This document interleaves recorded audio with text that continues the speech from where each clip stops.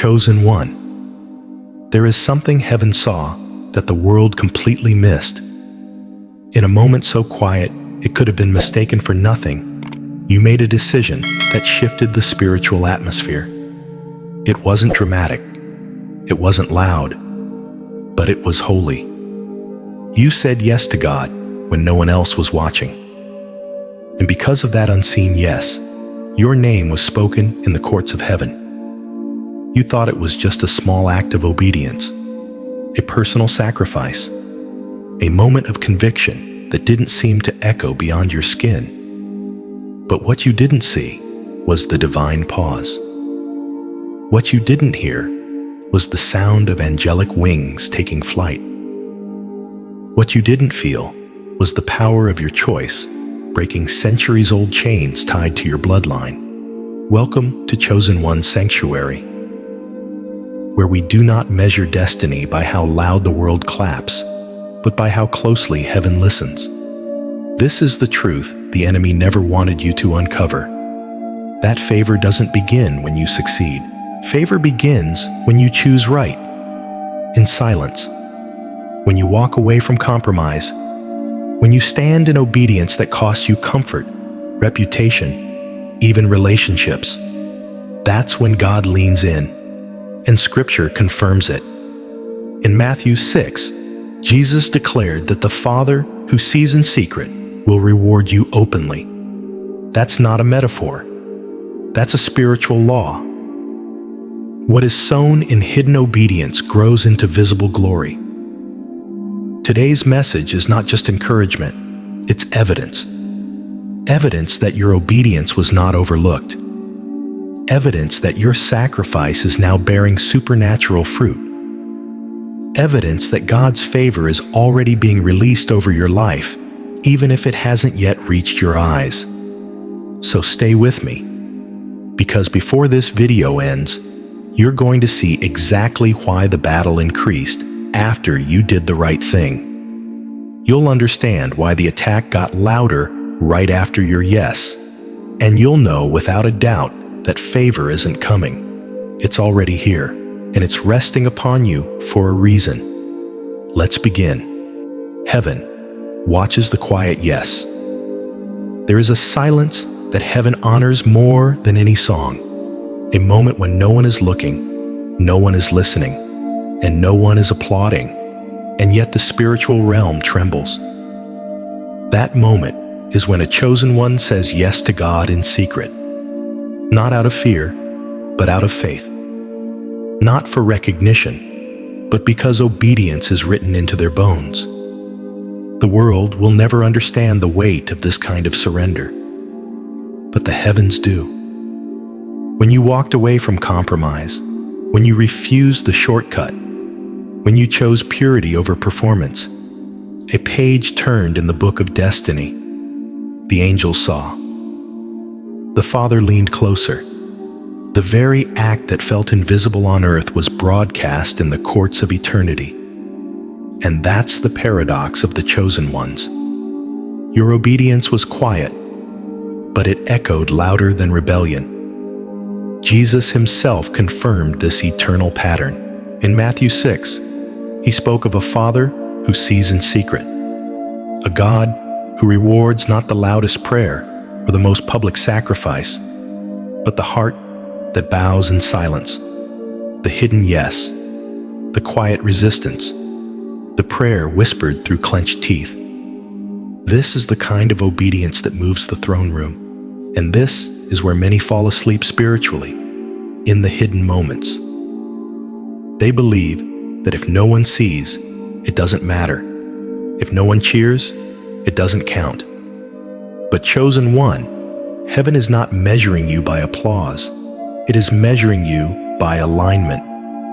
You are not being promoted by people, you are being watched by God. And when you chose right in the silence, favor began to grow beneath the surface. This is why your journey doesn't make sense to others. They saw you say no to what they celebrated. They saw you turn down what they chased. But they never saw what heaven released over you in response. While they saw loss, God saw loyalty And loyalty is the currency of divine favor.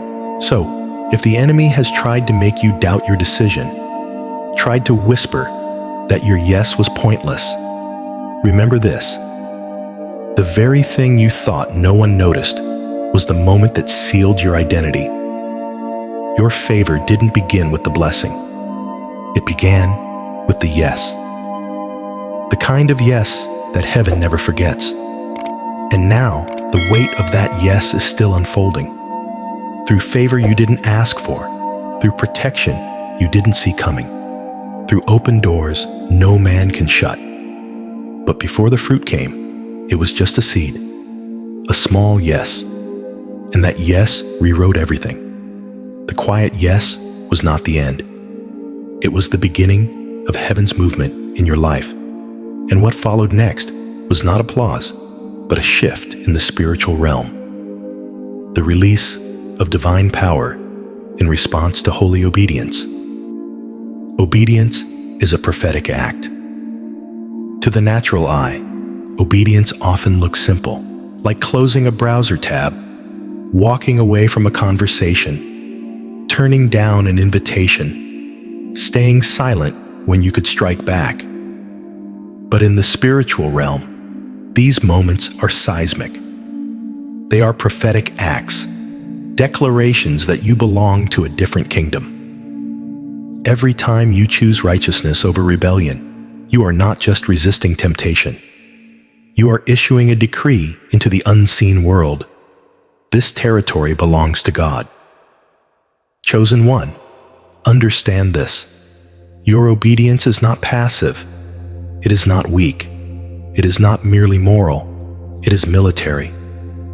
When you say no to darkness, you do not just protect yourself. You cancel assignments. You shut demonic doors. You tear down legal claims hell tried to build around your bloodline, and you give angels permission to act on your behalf. This is not theory. This is spiritual law. In Daniel 10, the moment Daniel set his heart to seek understanding and humble himself before God, an angel was dispatched. But there was resistance. The prince of Persia, a demonic principality, delayed that angel for 21 days. What does that mean for you? It means your obedience activates heaven, even when the results feel delayed. Your yes starts battles you may never see. It triggers movements in the heavens that do not announce themselves. You think you're just walking away from sin, but what you're really doing is planting a flag. That ground, your mind, your body, your future, now belongs to the Lord. And hell doesn't give up territory without a fight. This is why the attack comes after your obedience, not before. It's not because you're weak. It's because your yes was powerful. Your decision disrupted a pattern. It interrupted a generational cycle. It shattered a timeline the enemy thought he had secured. And yet, so many walk away when they feel the pressure rise after they obey. They mistake resistance for rejection, but chosen one, resistance after obedience is not a sign of failure. It is proof that your obedience landed. You must not retreat when the storm follows the stand. You must anchor yourself in the truth that your yes carries weight. Prophetically, when a chosen one obeys, chains break silently in their family line. Curses are revoked, hidden altars are shattered, and new scrolls are opened in the heavens. Scrolls of favor, purpose, and divine commission. What you did in that moment was not just personal. It was priestly. It was governmental. It was prophetic. So when you feel the sting of loss, the ache of separation, or the chill of spiritual warfare after obedience, don't grieve as if you failed. Rejoice as one who just shifted generations, because that's what obedience does. It echoes through eternity, shaking foundations that no one else had the courage to confront. And now that echo still moves through the atmosphere, preparing the ground for the next act of favor, the one no one will expect, but everyone will see. The silence is not the end. It is the soil where divine reversal begins to bloom. You were tested in the furnace. There is no anointing without fire, no authority without affliction, no crown without crucible. What you have walked through wasn't random pain. It was a refining furnace designed by divine wisdom. And while others saw your trials as setbacks, heaven saw them as qualifying seasons. The fire that tried to break you was allowed only because it was necessary to build you. Chosen one, this is not poetic exaggeration. It is biblical precedent. The prophet Isaiah records the voice of God in chapter 48, verse 10. See, I have refined you, though not as silver. I have tested you in the furnace of affliction. Not punished, not abandoned, refined. The same God who called you also prepared the flame that would prove you. The tears you wept in silence, the nights you cried out without answers, the betrayal that cut deep, all of it was fire. And yet, what you lost in comfort, you gained in purity. The heat did not destroy you. It revealed what could not burn. That is why you're still here. Scarred, perhaps, but not scorched. Pressed, but not consumed. The fire was fierce, but your calling was fiercer. Think of Job, a man described by heaven as blameless and upright. And yet, his loyalty was tested in a furnace of loss so intense it shook even his closest friends. But God allowed the fire not to shame Job, but to silence hell. To prove that obedience was not transactional, it was rooted in covenant. And so is yours. The furnace you endured has done something no applause could ever achieve. It forged unshakable faith. It birthed compassion. It stripped away false dependencies. And now, the person who walks out of that fire is not the same as the one who walked in. You are not just surviving, you are sanctified. And that sanctification is not for show. It is preparation for the authority that is coming next. Yet be warned, the greatest danger in the furnace is not the flame, but the lie. The lie that says, if God really loved you, this wouldn't be happening. That is the same whisper the enemy used in Eden. And it is still his favorite tool in the fire. But chosen one, you must anchor your heart in this unshakable truth. Refinement is not rejection. It is recognition. You were not sent into fire because you were weak. You were sent because heaven saw strength in you that you could not yet see in yourself. And now, that strength is rising, quiet, holy, proven, and the world will not recognize it. But the spirit realm already does. As the smoke clears, what remains is gold. The reflection of God is clearer on your life now than ever before. The fire did not steal your promise. It clarified it, and with every flame that purified you, heaven was preparing the next test, the one where you must walk the narrow road, even if no one walks beside you. The narrow road is a signpost of favor. Favor does not always come with a crowd. In fact, it often comes with isolation. The narrow road is not a punishment for the chosen. It is a path reserved for those heaven can trust. And if your life has felt more like a wilderness than a celebration, you may be walking the very road that leads to glory. Jesus himself described it plainly in Matthew 7:14. But small is the gate and narrow the road that leads to life, and only a few find it. Few find it. Fewer walk it, and even fewer endure it to the end. But you, chosen one, have not only found it, you stayed when others turned around. You kept going when the crowd disappeared. You endured when it cost you more than you expected. This is the price of favor. It is not measured in likes, titles, or applause. It is measured in loneliness, obedience, and resolve. You have learned to walk without external validation, to stand when no one said thank you, to keep believing even when prayers felt unanswered. That is not weakness. That is a sign that favor rests upon you. Think of Elijah, alone on Mount Carmel, facing hundreds of false prophets. There was no crowd cheering him on, no one validating his methods, but heaven responded with fire, because the narrow place is where God answers most clearly.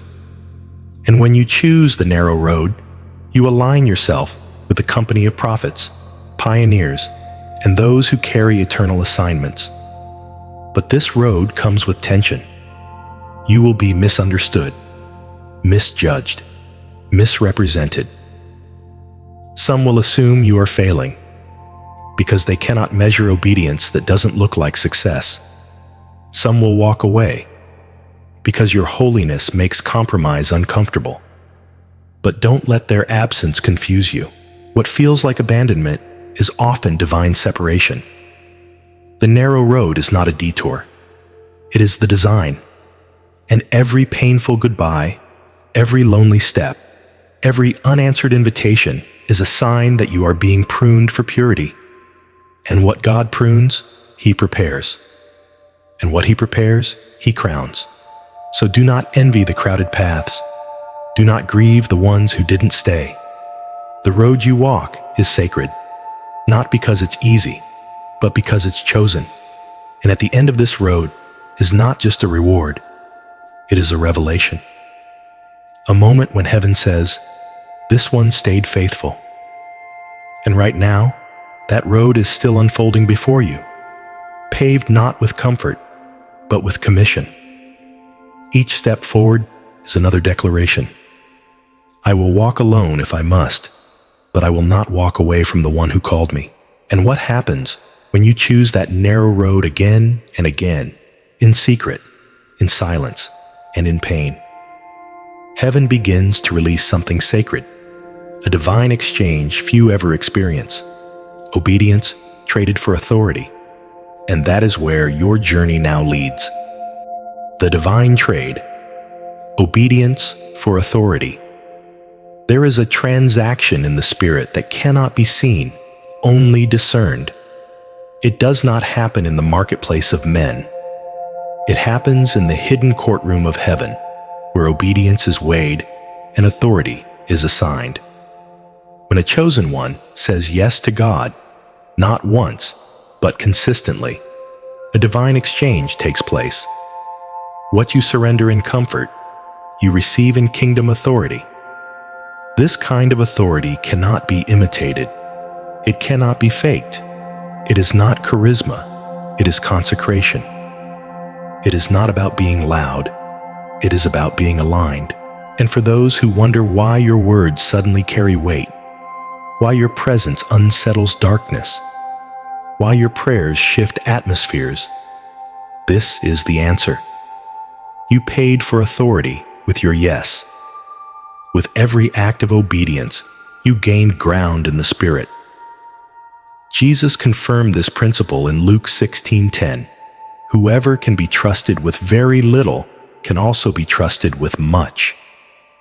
He wasn't talking about material things. He was talking about spiritual stewardship. Authority does not fall randomly. It flows through vessels that have been proven in the silence. Think of David. Before he held a scepter, he held a harp. Before he ruled a kingdom, he served in obscurity. He obeyed his father, tended sheep, and fought lions in secret. No applause, no audience, but every obedient act carved out space in his soul for future authority. And when the time came, heaven didn't hesitate. Authority found him already prepared. So too, with you. That secret yes to forgive when no one apologized. That quiet decision to pray when you were tired. that refusal to return to what God delivered you from. These are not random behaviors. These are deposits into a divine account. And now the balance is shifting. Heaven is beginning to release what your yes has earned: authority to stand, speak, and shift. But be warned, chosen one. Authority attracts warfare, because when you step into your divine assignment, you become a threat. The enemy doesn't tremble at emotion. He trembles at obedience. He doesn't fear your tears. He fears your alignment. Because obedience means you are no longer movable. You are no longer on the enemy's schedule. You are moving by divine instruction. This is why you feel the pressure increasing as you walk deeper into God's will. The pressure is not a sign to retreat. It is confirmation that you've entered territory few dare to stand in. But now, every step you take is not just for you. It's establishing a pattern for others to follow. Your obedience is pioneering breakthrough for someone else. And with this authority comes responsibility. You can no longer walk as if you carry nothing. You carry the oil of endurance, the mantle of intercession, the weight of heaven's trust. That is why doors are opening, why discernment is sharpening, why your presence draws both seekers and opposition. You are no longer just a believer. You are a vessel.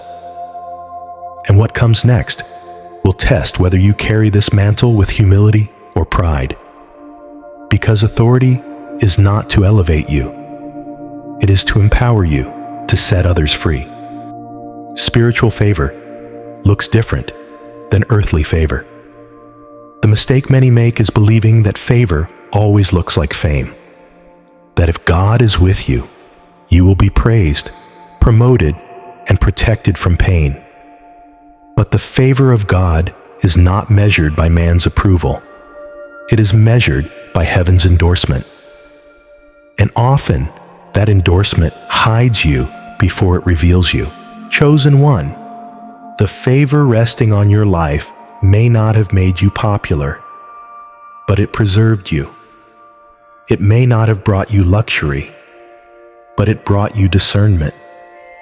It may not have given you the platform you prayed for, but it gave you the clarity you didn't know you needed. Biblical favor often comes wrapped in rejection. Ask Joseph. Favored with dreams, yet thrown into a pit. Anointed in spirit, yet shackled in prison. But what looked like demotion was actually divine positioning. Because favor is not about being seen by men. It is about being selected by God for His purposes. This is why some doors didn't open for you. It's why some relationships didn't work. It's why some opportunities slipped through your fingers. Not because you lacked value, but because you were under protection. Divine favor often functions like a shield, blocking what looks good, but carries hidden traps. So don't be discouraged when others race ahead. Don't compare your timing to theirs. You are not on a cultural calendar. You are on a covenant one. The delay you're experiencing is not denial. It is design. And the season of hiddenness is not a punishment. It is preservation for revelation. The favor on your life is not small. It is just sacred. And sacred things are not rushed. They are refined. You are not being overlooked. You are being prepared. Because when God reveals what He has hidden in you, it will not be a moment. It will be a movement. So rest in this truth. Favor may not always feel good, but it always does good. It may stretch you, hide you, even break you, but it never fails to bless you. And what feels like obscurity today will one day be the testimony that you were always marked for more. And in that hidden place, favor becomes something more than a word. It becomes a covering, a shield, a whisper from heaven that says, You don't need to be known by them. You are already known by me. But what if the very things you thought were losses, those missed chances, those hard decisions, were actually victories? What if what you let go of was never yours to carry? And what you gained in return was the power to rewrite your bloodline story. What you lost was not a loss. There are moments in the life of a chosen one when the hands feel empty, not because they failed, but because they refused to cling to what was never meant to stay. The job you turned down, the person who walked away, the invitation you declined, the spotlight you stepped back from. Each of these came with a quiet ache, a whisper of doubt, a temptation to wonder, did I miss something I was meant to keep? But the truth is this: what you lost was not a loss. It was a release, a divine pruning disguised as rejection, a sacred severing that only made sense to heaven. Psalm 84:11 declares, "No good thing does he withhold from those who walk uprightly." And if God is withholding, it's not because he is cruel. It's because he sees what you cannot. His definition of good includes the hidden motives behind the offer, the unseen warfare wrapped in that opportunity, the unseen chains hiding behind what looked like reward. Chosen one, understand this deeply.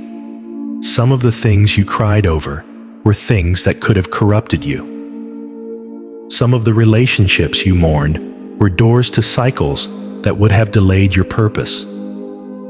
Some of the opportunities that passed you by would have positioned you in systems built to silence your voice. Heaven let it fall away not to punish you, but to preserve what you carry. Think of Abraham. God promised him nations, yet first asked him to walk away from everything familiar: family, land, inheritance. In the natural, it looked like loss, but in the spirit, it was the beginning of legacy. What Abraham gave up became the seed for what God would multiply beyond the sands of the sea. The same is true of you. What you released in obedience will not return empty. Heaven is not unjust. God has recorded every silent sacrifice, every hard goodbye, every tear that marked the moment you let go of what you loved for the sake of who you are becoming. But beware. If you romanticize what God removed, you risk returning to what he rescued you from. Regret is a weapon the enemy uses to seduce the chosen ones back into captivity. He will whisper, "You should have stayed. You should have compromised. You could have had more." But more is not always blessing, and staying is not always safety. The truth is, you gained far more than you see. You gained clarity, strength, purity. You gained space for real blessings to grow. What you lost made room for what is holy. What left was never meant to remain under the weight of your next anointing. So dry your tears, chosen one. The ashes in your hands are not proof of failure. They are the raw material of resurrection. And what you thought was the end of a dream may be the very beginning of your true calling. You broke what others carried. This is where the narrative of the chosen ones departs from the path of the ordinary. Because your yes didn't just change your life, it altered a legacy. You said no to compromise, and in doing so, you said no for generations. You refused what enslaved your parents, and in doing so, you opened a path for your children. You broke the agreement that had silently passed through your bloodline for years. The agreement that said, "This is just who we are. This is what we do." But you, chosen one, were born to break that. You've seen the patterns: addiction, silence, shame, cycles of poverty, emotional dysfunction, spiritual dryness. Some families carry burdens not because they are weak, but because no one ever dared to say no. Until now. Exodus 26 gives this promise, showing love to 1,000 generations of those who love me and keep my commandments. That's not poetry. That's policy. Divine policy. God's justice allows sin to travel through bloodlines, but His mercy allows righteousness to override it. And when you obeyed, heaven marked your family line with a new covenant. Think of Rahab, a woman from a doomed city, from a compromised culture. But one act of obedience, one decision to align with the God of Israel, preserved her entire household. And not only that, her name entered the lineage of Jesus, from outsider to bloodline, from broken past to birthing the future. That is the power of one obedient heart. This is your legacy. You may feel small, you may feel unseen, but you are standing between generations, holding the line where others fell. Your yes is not just personal, it is priestly. You are the bridge. You are the breaker. But hear this warning. The weight of generational bondage will fight to survive. The enemy will throw everything he has to convince you it's not worth it, that nothing is changing, that the cycle will continue no matter how hard you pray. But he's wrong. The chains already cracked the moment you obeyed. The shift has already begun, and heaven is enforcing what you declared. I break chains. Say it. Live it. Believe it. Because the next generation will walk lighter because you carried the weight. They will speak freer because you broke the silence. They will know God because you introduced light into a story that was defined by shadows. You are not just surviving, you are building. And what you are building will last longer than your name. But with every chain you broke, the spiritual realm responded. And while heaven rejoiced, hell noticed. Because your obedience was not just a family affair, it was a declaration of war. And now, you must understand what happens next. When a chosen one obeys, hell doesn't just retreat, it retaliates. Obedience is a weapon. You may not have seen it, but the moment you obeyed, the atmosphere shifted. Not just around you, through you. Because obedience is not just an act of devotion, it is warfare. And your yes didn't just protect your future, it destabilized hell's strategy. Obedience is one of the most underestimated weapons in the arsenal of the chosen ones. It doesn't shout. It doesn't sparkle. It doesn't seek attention. But when it is forged in surrender and wielded in silence, it devastates the kingdom of darkness. Hell doesn't fear talent. It doesn't flinch at noise, but it trembles at obedience. Because obedience signals alignment, and alignment gives heaven legal access to move. The moment you said yes to God and no to the enemy, you revoked Satan's claim on territory he thought he owned. Every compromise you refused, every habit you resisted, every temptation you outlasted. These were not just personal victories, they were territorial wins. You were reclaiming ground in your family, your mind, your soul. Ground that had been given up long ago. Ground the enemy hoped you wouldn't even notice was lost. 2 Timothy 1-7 reminds us that God has not given us a spirit of fear, but of power, love, and a sound mind. That sound mind is not just peace, it is discernment.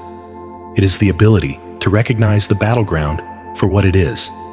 And you, chosen one, recognize the moment. You saw the bait, and you refused to bite. That's why the attacks increased after your obedience. That's why the pressure intensified. You weren't being punished, you were being noticed. Hell doesn't attack what isn't a threat. The enemy targeted you because your obedience was effective. It pushed him back. And not just for yourself, for others too.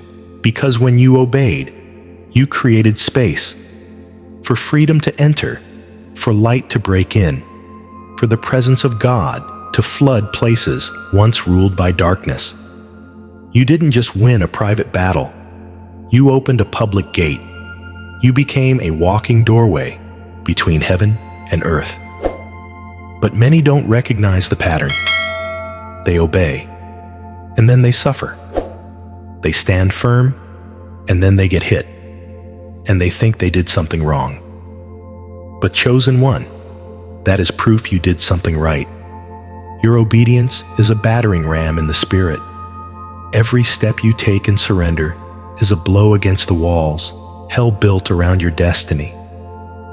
And those walls are falling, not because you shouted louder, but because you stood longer. So stand.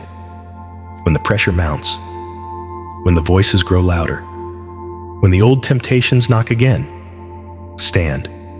Because your posture is prophecy, your consistency is a weapon, and your obedience is writing a new history in the unseen. Heaven is preparing to vindicate you. God is not just recording your faithfulness, He is preparing to reveal it. You didn't ask for a platform. You didn't chase a spotlight. You didn't perform to be seen. You simply obeyed. Quietly, repeatedly, sacrificially.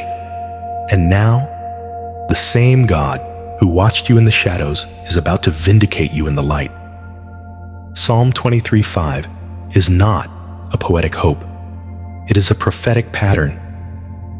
You prepare a table before me in the presence of my enemies.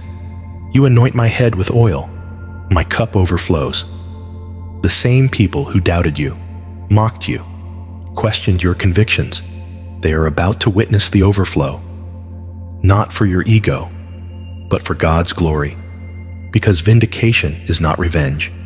It's revelation, a divine unveiling of what heaven already knew. When Joseph stood in Pharaoh's court, elevated to second in command over Egypt, it wasn't just a promotion, it was proof. Proof that prison was not his end. Proof that obedience was not wasted. Proof that favor delayed is not favor denied. You too will be vindicated, not through drama, but through fruit. Through open doors no one can shut. Through restoration no one expected. Through peace that surpasses all understanding. And through favor that leaves no doubt. God was with you all along. But be warned.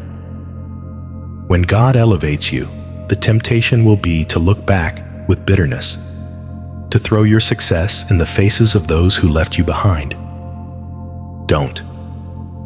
Vindication is not about proving others wrong. It's about proving God right. Keep your heart clean. Let the oil speak louder than your opinion. Let the overflow speak louder than your hurt. Let the fruit speak louder than your history. Because when God prepares the table, you don't need to decorate it with revenge. Just sit, rest, feast, and let your peace be your answer.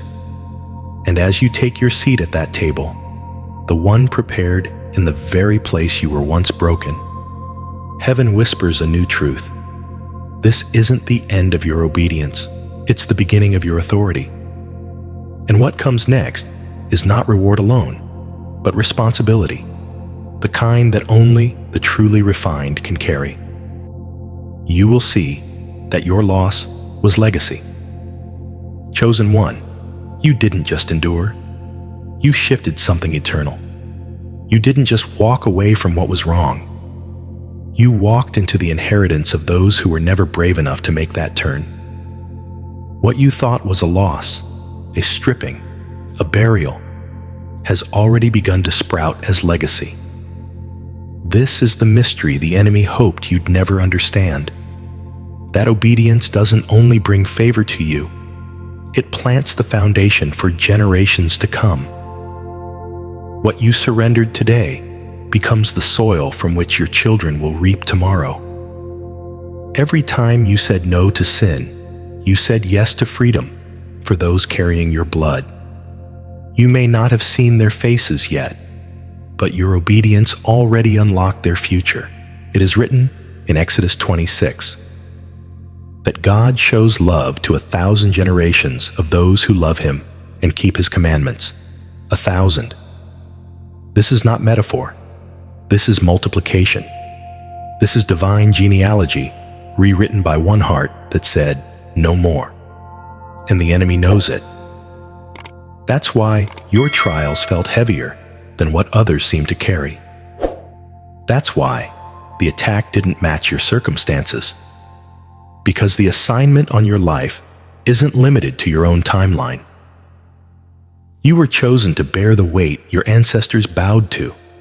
You were marked to stop what no one else was willing to confront. Think again of Abraham. He left everything familiar for a future he could not see. He obeyed without a roadmap, and the result?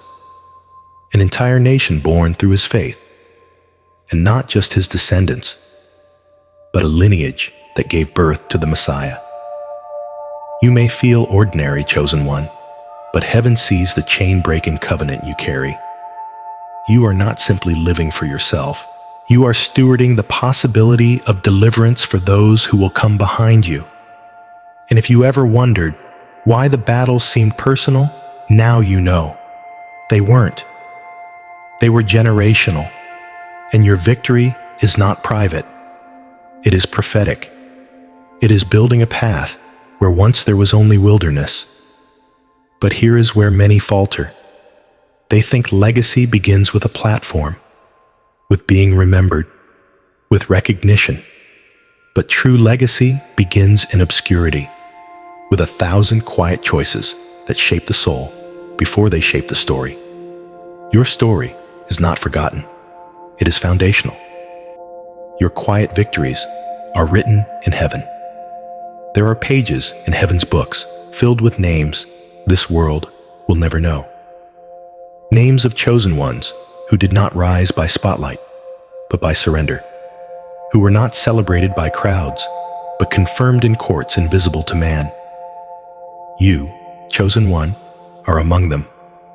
The world may never clap for your quiet forgiveness, may never post your midnight prayers, may never share the story of how you walked away from what once controlled you. But heaven has written it all down, and what is recorded in heaven will never be erased by the forgetfulness of earth. Luke 15:10 reminds us that there is rejoicing in the presence of angels over one sinner who repents. Imagine then the sound of heaven when the already righteous remain faithful. When a chosen one resists temptation again, when they continue to stand without applause, keep sowing in silence, and obey even when weary. There is a sacred sound over your life. You may not hear it yet, but it surrounds you. And every time you think your yes was too small to matter, remember, the kingdom of heaven is built on mustard seeds, on small beginnings, on unseen faithfulness. What you whisper today becomes the roar of generations to come. Do not ask the world to validate what heaven has already affirmed. Your victories were real, even if they had no witnesses. Your sacrifices counted, even if they had no audience. And your obedience is building something eternal. This is why hell fears you. Not because you shout, but because you stay. Not because you fight with force, but because you refuse to quit. Chosen one, your quiet yes is louder than the enemy's roar.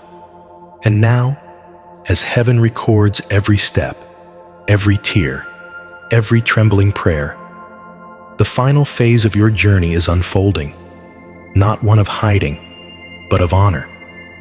The weight you carried in silence is about to become the authority you walk in openly. The fire didn't just refine you, it qualified you. And now, the crown is near. There is a crown reserved for you, not of gold, not of human acclaim, but of divine reward, eternal, radiant, incorruptible. a crown that cannot rust, cannot be stolen, cannot fade with time, and it has your name written upon it. Chosen one. This journey was never just about survival. It was about sanctification, not just about getting through trials, but about being transformed through them. And now, heaven begins to unveil the reason why the path was so narrow, why the fire was so hot, why the pruning was so precise. You were not being reduced. You were being fitted for royalty. James 1:12 speaks clearly. Blessed is the one who perseveres under trial, because having stood the test, that person will receive the crown of life that the Lord has promised to those who love him. This is not symbolic. It is sacred reality. Every yes, every no, every surrender you gave in secret was woven into that crown.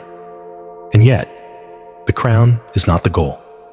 It is the sign that you endured, that your faith didn't fracture, that when the pressure rose and the pain deepened, you stayed faithful.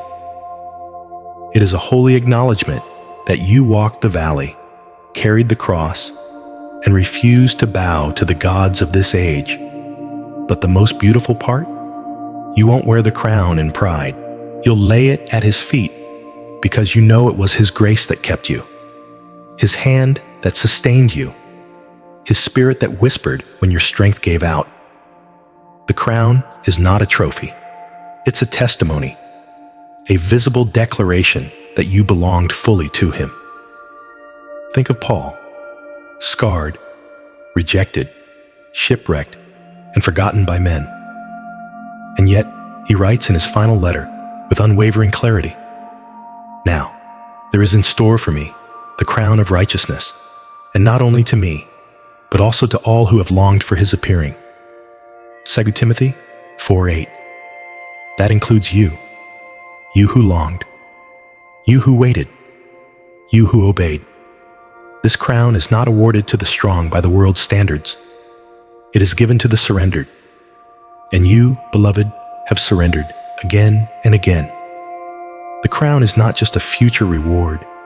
It is a present reminder that your life is not in vain, that your faith has weight, that your obedience has been recognized in the throne room of the King. And even now, the angels know your name.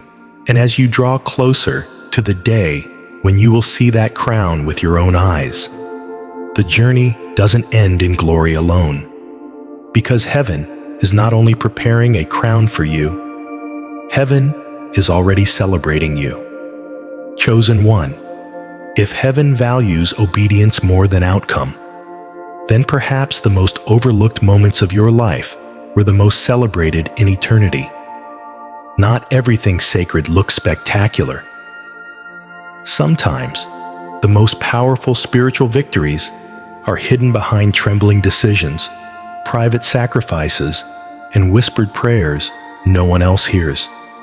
But the truth is this: favor does not follow performance. It follows alignment, and your alignment has not gone unnoticed. You were never overlooked. You were being observed. You were never forgotten. You were being refined. And the fire that felt like punishment was actually preparation for promotion. This is the holy tension we carry, that in a world obsessed with visibility, God still chooses to move through the invisible, through hearts that obey when it costs everything, through lives that surrender when no one is watching, through people like you. And so, as you move forward, do not measure your impact by how loud the response is. Measure it by how deep the obedience runs.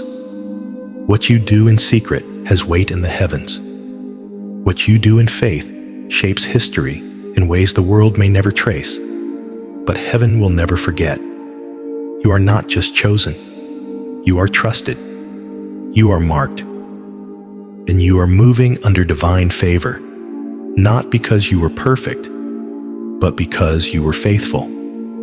If this word confirmed what your spirit already knew, I invite you to like this message, not as a routine, but as a sign. Share it with someone who may be one decision away from their breakthrough. And subscribe to Chosen One's Sanctuary, where obedience is honored, truth is revealed, and your identity is never questioned. And if something in this message stirred you, a word, a moment, a memory, leave it in the comments below. This is not just a channel. It's a remnant gathering, a place where testimonies ignite testimonies, and the chosen rise together. You did the right thing, and God's favor is upon you. Let that truth carry you into your next assignment, and may heaven continue to write your yes into the story of redemption unfolding across generations.